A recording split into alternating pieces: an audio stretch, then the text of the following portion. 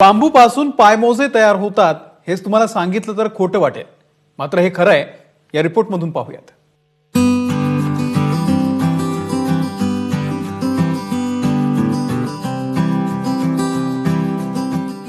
हे पायमोजे कापडाचे किंवा कापसापासून तयार झालेले नाहीत बरं का, तर चक्क बांबूपासून तयार केलेले आहेत.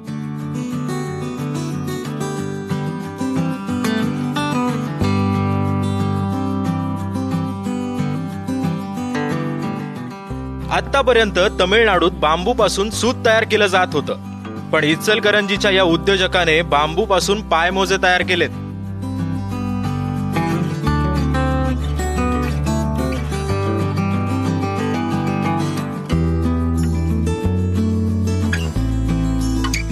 प्रामुख्यानं बांबूचे सॉक्स हे परदेशी तयार केले जातात, काही इतर राज्यातही केले जातात.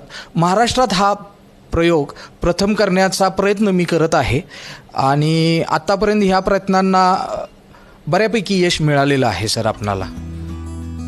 या पायमोज्यांच्या निर्मितीची प्रक्रिया ही एकदम भन्नाट आहे बरं का.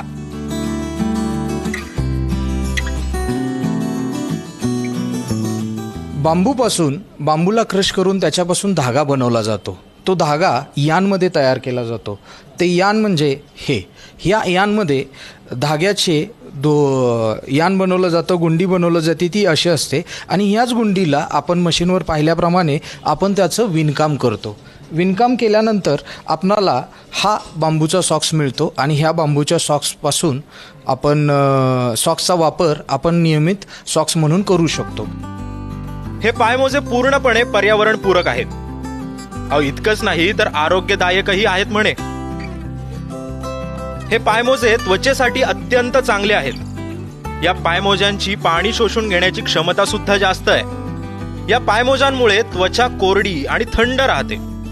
अन्य पायमोज्यांपेक्षा हे पायमोजे मऊ आहेत. दिवसभर वापरले तरी पायाचा वास सुद्धा येत नाही. नवीन कुमार यांनी केलेला हा प्रयोग महाराष्ट्रातील पहिलाच आहे आणि सध्या या पायमोज्यांची ऑनलाईन विक्री सुद्धा सुरू केली आहे.